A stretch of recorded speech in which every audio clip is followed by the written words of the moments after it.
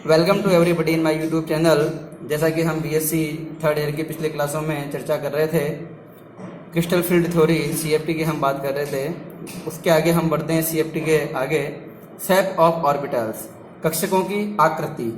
अब कक्षकों की आकृति जानना हमारे लिए बेहद जरूरी है कि कक्षकों की आकृति किस प्रकार से होती है, क्योंकि जब किसी भी मेटल आयन पर जो है लिगेंड जब आक्रमण करता है तो वो किस प्रकार से व्यवस्थित हो, कहाँ उसको कम से कम हिंड्रेंस या प्रतिकर्षण मिले, वैसी अवस्था पाने के लिए हर लिगेंड प्रयास करता है कि कम से कम आकर्षण का वो प्रतिकर्षण का वो महसूस करे प्रतिकर्षण को।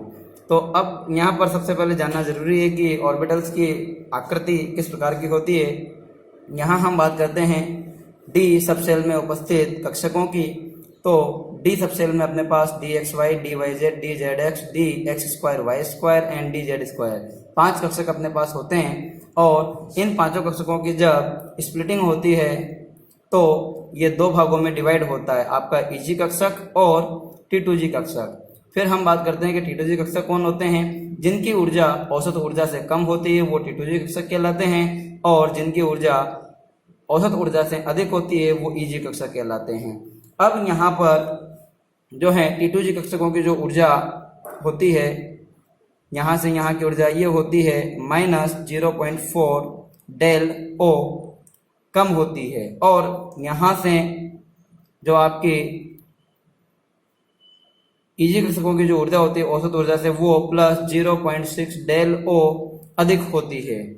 और टी2जी कक्षकों में हम जो है 3 कक्षक होते हैं, वो होते हैं d x Y, D Y z and D Z x. और ईजी कक्षकों में जो है आपके d x square Y square and D Z square, ये ऑर्बिटल्स आपके होते हैं। इसके बाद इनकी आकृति की बात करते हैं हम। इनकी आकृति में देखो, सबसे पहले हम ईजी कक्षकों को लेते हैं। ईजी कक्षक में कौन कौन से होते हैं आपके d x square Y square and D Z square. तो यहाँ पर जो ऑर्बिटल की लोब होती है वो एक्स स्क्वायर मतलब एक्स के ऊपर रहेगी, ये आपके एक्स के ऊपर आपको दिख रही है, और यहाँ वाई स्क्वायर तो ये वाई एक्सिस पर रहेगी। इसी प्रकार आगे देखिए आप डी जेड स्क्वायर में जो दोनों लोब्स हैं वो जेड एक्सिस पर ही रहेगी।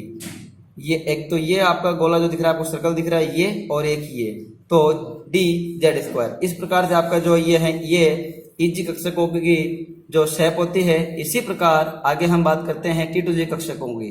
तो टी2जी कक्षकों में जो है आपके 3 कक्षक होते हैं, d x Y, D Y z and D Z x. तो ये इन कक्षकों के अक्ष के मध्य में इनकी लोब उपस्थित होती है। जैसे आप देखो ये डी एक्स वाई में ये एक्स एक्सिस, ये वाई एक्सिस, और इनके बीच में ये लोब। और ठीक इसी प्रकार डी वाई जेड में ये वाई और जेड के बीच में आ गए, और लास्ट में ये डी जेड एक्स की जेड और एक्स के बीच में इनकी लोब आ गई। ये द्विडंबलाकार होते हैं, हम जानते हैं जो डी ऑर्बिटल होते हैं द्विडंबलाकार होते हैं। तो इनकी दोनों डंबल इस प्रकार से व्यवस्थित होते हैं। तो ये तीनों जो आपके कक्षक हैं ये टी2जी कक्षक कहलाते हैं। अब इसके बाद हम बात करते हैं कि जो स्प्लिटिंग होती है वो चतुष्फल के क्षेत्र में किस प्रकार से होती है और अष्टफल के क्षेत्र में किस प्रकार से होती है। तो यहाँ हम सबसे पहले बात करते हैं अष्टफल के क्षेत्र में जो है कक्षकों का विपाटन किस प्रकार से होता है डी ऑर्बिटल्स का। अष्टफल के संकुलों में क्रिस्टल क्षेत्र विपाटन, crystal field splitting in octahedral complexes. जब केंद्रीय धातु आयन पर 6 लिगेंड अक्षों की दिशा से आते हैं तो वह धातु के अक्ष पर स्थित कक्षकों को अधिकतम प्रतिकर्षित करते हैं। नेक्स्ट पॉइंट, धातु के अक्ष पर e g d x square and y square and D Z square, जो ईजी कक्षक है आपके, तो धातु के अक्ष पर ईजी कक्षक उपस्थित होते हैं। जो ईजी कक्षक होते हैं वो अधिकतम प्रतिकर्षण के कारण औसत से अधिक ऊर्जा स्तर पर व्यवस्थित होते हैं, जबकि धातु के वह कक्षक जो कम प्रतिकर्षित होते हैं टी2जी, जो आपके टी2जी में कौन कौन से कक्षक है आपको मालूम है, d x Y, D Y Z, D Z x, वह कम ऊर्जा स्तर पर व्यवस्थित होते हैं तथा इन्हें टी2जी कक्षक कहते हैं। यदि अष्टफलकीय संकुलों में विपाटन ऊर्जा को हम डेल ओ से प्रदर्शित किया जाए तो T2G कक्षक में जाने वाला प्रत्येक इलेक्ट्रॉन 0.4 डेल ओ ऊर्जा उत्सर्जित करता है, जबकि EG कक्षक में प्रवेश करने वाला प्रत्येक इलेक्ट्रॉन 0.6 डेल ओ ऊर्जा का अवशोषण करता है तथा इन दोनों ऊर्जा स्तरों का अंतर अष्टफलकीय क्षेत्र में CFSE को प्रदर्शित करता है, क्रिस्टल फील्ड स्टेबलाइजेशन एनर्जी या क्रिस्टल फील्ड स्टेबलाइजिंग एनर्जी। तो इसे हम CFSE से प्रदर्शित करते हैं।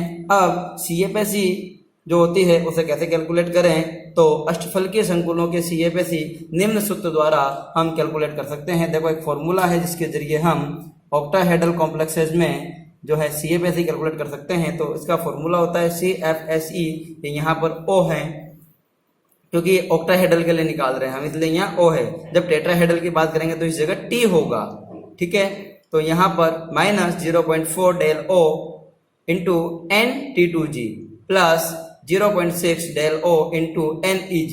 अब देखो यहाँ पर किस किस टर्म को किस प्रकार से हम व्यक्त करेंगे, तो जो O है, जहाँ भी आपको O दिख रहा है, ये ऑक्टाहेड्रल के लिए है, और जो N आपको दिख रहा है, N है आपके T2G एवं EG कक्षकों में इलेक्ट्रॉन की संख्या, ठीक है।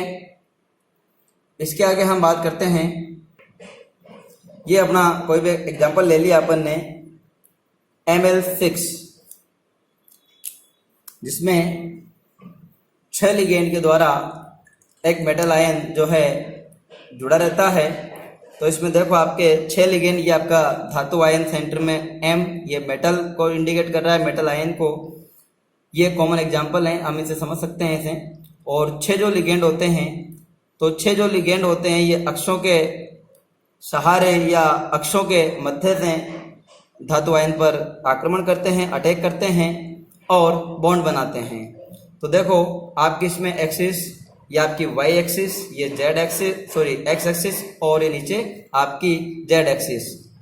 तो ये दोनों तो एक दूसरे के जो हैं प्लेन में हैं, और जो जेड एक्सिस हैं ये इन दोनों के प्लेन के परपेंडिकुलर हैं।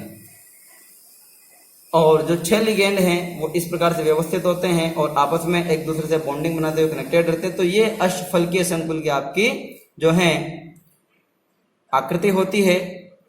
तो इसका जो डायग्राम है, ये एक अष्टफलक के कोनों की एक्स, वाई व जेड अक्ष में स्थिति इस प्रकार हम दर्शा सकते हैं। अब आगे हम बात करते हैं कि जो स्प्लिटिंग होती है उसको हम इस प्रकार से भी प्रदर्शित कर सकते हैं। जैसे ये आपका एनर्जी लेवल है, एनर्जी नीचे से ऊपर की ओर बढ़ती है, तो ये एनर्जी का अपवर्ड मोमेंट है। यहाँ पर अपने पास 5 डी कक्षक हैं, 1 2 3 4 5। अब इन 5 कक्षकों की जब स्प्लिटिंग होगी, ये इनका औसत ऊर्जा स्तर हो गया आपका। स्प्लिटिंग होगी तो 3 जो कक्षक है वो T2G कक्षक कहलाएंगे और 2 कक्षक आपके EG कक्षक कहलाएंगे। अब EG कक्षक में जब इलेक्ट्रॉन जाएगा तो वो प्लस 0.6 डेल O एनर्जी का अवशोषण करेगा, जबकि T2G कक्षक में जाने वाला प्रत्येक इलेक्ट्रॉन माइनस 0.4 डेल O ऊर्जा का उत्सर्जन करेगा तभी इसकी ऊर्जा कम होगी। तो हम यही कहते हैं कि ऐसे कक्षक जिनकी ऊर्जा औसत ऊर्जा से कम होती है वो T2G कक्षक कहलाते हैं, और ऐसे कक्षक जिनकी ऊर्जा औसत ऊर्जा से अधिक होती है वो EG कक्षक कहलाते हैं। तो आप इसे इस प्रकार से दर्शा सकते हैं।